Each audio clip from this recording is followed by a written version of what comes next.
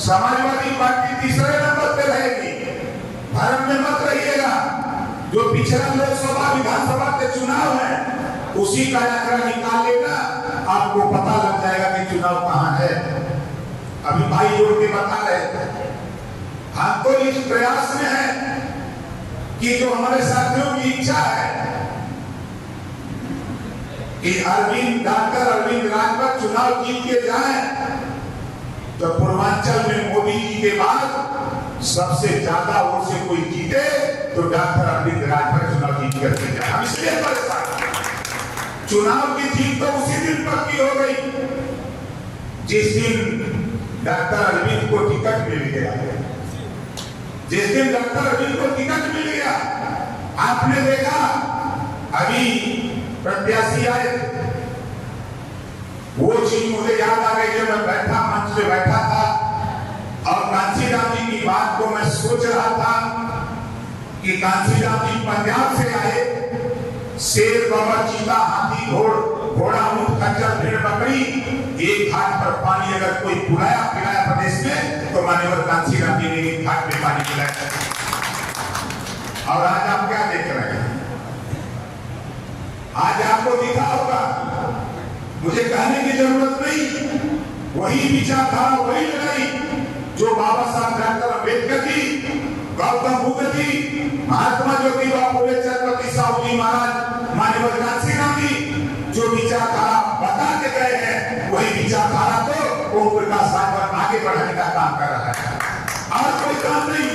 और आपसे कहूंगा दो चीज, मैं आपसे कहूंगा, एक तो कहूंगा भैया हम विधायक हैं, अपनी पार्टी के राष्ट्रीय अध्यक्ष, हम विधायक हैं, अपनी पार्टी के राष्ट्रीय अध्यक्ष हैं। माननीय नरेंद्र मोदी जी, माननीय योगी जी के कृपा से हम सरकार में जिम्मेदारी मिली। हमने वोट नहीं दिया था, हमने तो विरोध किया था, हमने तो विरोध किया था, दूसरे दल से गठबंधन था, लेकिन मोदी जी और योगी जी के कृपा से, उनके आशीर्वाद से हम जिम्मेदारी मिली है आप लोगों के विकास के लिए। चुनाव बीत जाने दीजिए, हम धीरे धीरे धीरे धीरे आपको लगने लगेगा कि ओम प्रकाश राजभर, हम जब अपनी कुर्सी पर बैठते हैं तो डॉक्टर की हैसियत से बैठते हैं। जब कोई समस्या लेके आता है तो मैं ना उसकी जाति पूछता हूँ, ना पार्टी पूछता हूँ, ना धर्म पूछता हूँ, उसको रोगी समझ करके हम उसका इलाज करने का काम करता हूँ। ये ओम प्रकाश राजभर करता है। इस नाते आप बताओ, उत्तर प्रदेश ओम प्रकाश राजभर की चर्चा है कि नहीं? कितने लोगों को पता है कि चर्चा है? जरा हाथ उठाइए। चर्चा है। क्यों चर्चा है? हम सदन के अंदर रही, अच्छा सदन के बाहर, हमारी लड़ाई गरीब, कमजोर, पिछड़े, दलित, अल्पसंख्यक की लड़ाई होती है, जिसको कोई नहीं पूछता। जो पंडित दीनदयाल उपाध्याय जी ने कहा था कि जो निचली पायदान पे है उसको ऊपरी पायदान पे ले आओ। बाबा साहब डॉक्टर अम्बेडकर जी ने भी वही बात कही, वही बात बुद्ध जी ने कही। जब हमारे महापुरुषों के विचार हम पढ़ते हैं तो साथियों, मैं तो जब लौट के जाता हूँ रात को 12 बजे, 1 बजे, 2 बजे, उसके बाद भी जब सो के अध्ययन करता हूँ तो सोचता हूँ कि हमारे बाबा साहब डॉक्टर अम्बेडकर जी एक महामानव ऐसा देश में पैदा हुआ जिसके पास 32 डिग्री और 9 भाषाओं का ज्ञान था, और ऐसे महामानव ने ऐसा संविधान दिया कि उस संविधान की सिर्फ पूर्ण रूप से संविधान लागू हो जाए तो मैं दावे के साथ कहता हूं भारत सोने की चिड़िया हो जाएगा। खाली संविधान पूर्ण रूप से लागू हो जाए। बाबा साहब ने कहीं किसी के भेदभाव नहीं, सबको समान अधिकार, सबको शिक्षा, सबको स्वास्थ्य, सबको रोजगार, सबको नौकरी, हर सभी जाति धर्म के लोगों की व्यवस्था बाबा साहब ने कराई।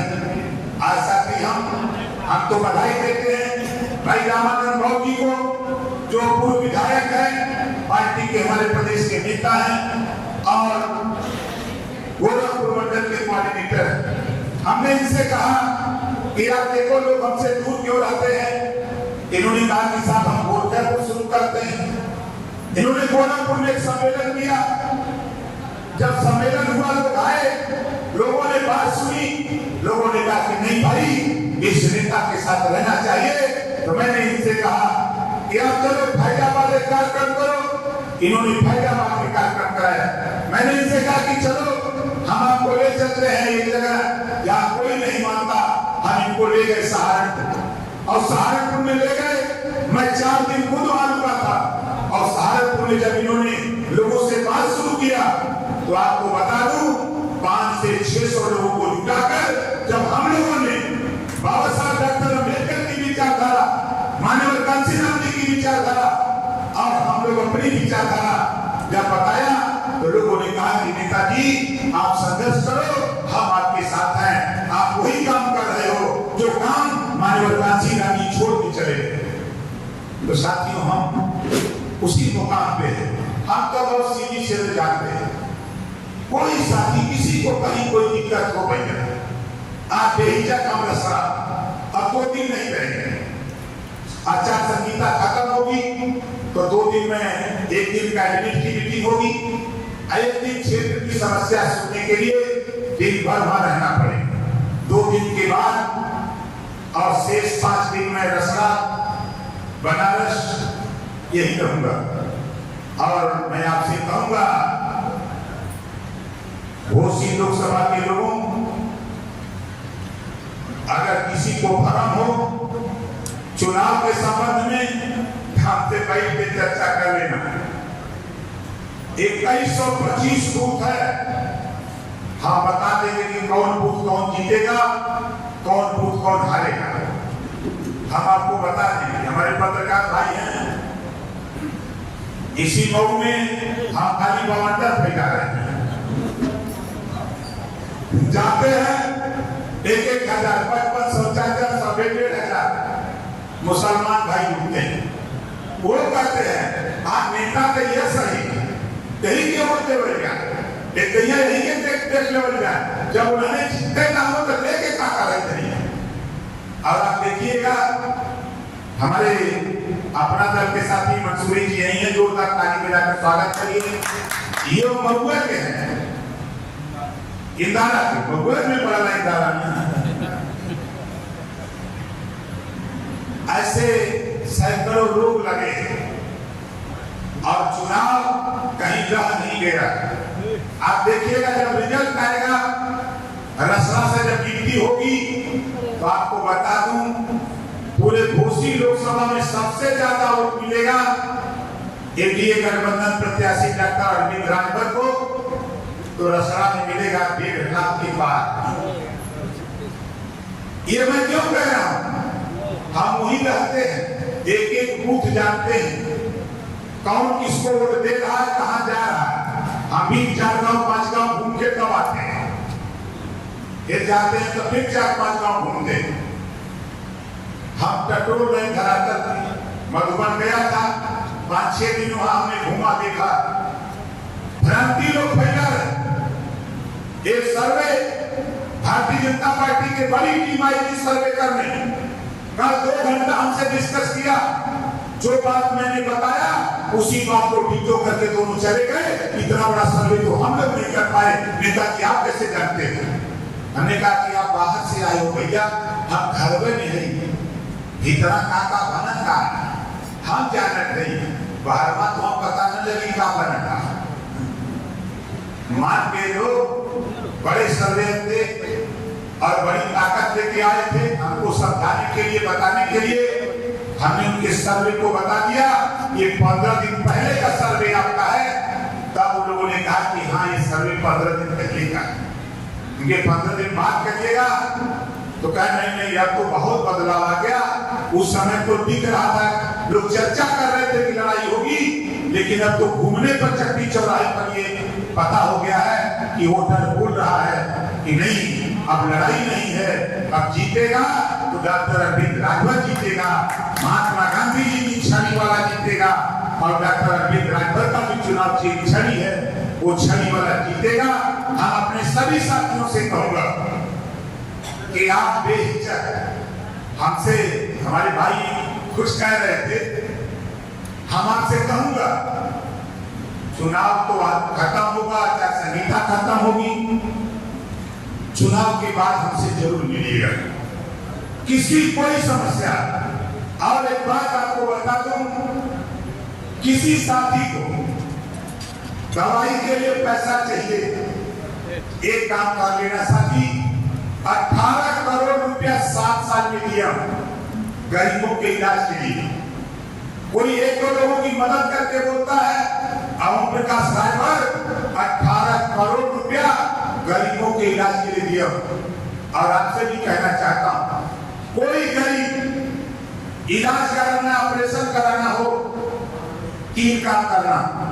एक, सरकारी डॉक्टर से एस्टीमेट बनवा लेना, जो सरकारी पैसा लेने के लिए प्राइवेट हॉस्पिटल एथराइज हो उनसे बनवा लेना, उनके यहां बनवा लेना, या सरकारी। हमको एस्टीमेट की कॉपी और जाति प्रमाण पत्र उसकी कॉपी, एक आधार कार्ड की फोटो कॉपी, 3 पेपर हमको दे देना। जिस दिन मेरे पास आएगा, इमरजेंसी ऑपरेशन का होगा, अगर एक्सीडेंट है, डॉक्टर कह रहा है कि नहीं 4 दिन 5 दिन में ऑपरेशन नहीं कराओगे तो मरीज नहीं बचेगा, उसकी सूचना हमको दे देना। 4 दिन के अंदर वो रुपया मेरे हॉस्पिटल पहुंचा देगा ओम प्रकाश राय। अगर सामान्य स्थिति है तो 8 दिन के अंदर, चाहे वो 5 लाख का एस्टीमेट हो, चाहे 10 लाख का हो, 15 लाख का हो, 20 लाख का हो, फिर एक आदमी कोष से रुपया निकालकर हम आपके हॉस्पिटल 8 दिन के अंदर पहुंचाने का काम करूंगा। इसमें से आपको बता रहा हूं कि हम गरीबी झेलेंगे। हम गरीबी जानते हैं, जब घर में कोई बीमार होता है तो घर के सबसे पहले रकम बेची जाती है, जो हमारी माँ बहनें पहनती हैं, सबसे पहले उस पर अटैक होता है। जब उससे काम नहीं बनता है तब किसी से, आसपास के लोगों से रुपया दिया जाता है। अगर उससे भी भरपाई नहीं होती है तो 4 बीसा 6 बीसा 1 मंडा 2 मंडा जो जमीन है, उस जमीन को बेच करके हम लोग इलाज कराने का काम करते हैं। इस नाते साथियों, जो योजना है वो योजना हम 7 साल से, हम विधायक जहुराबाद से हैं,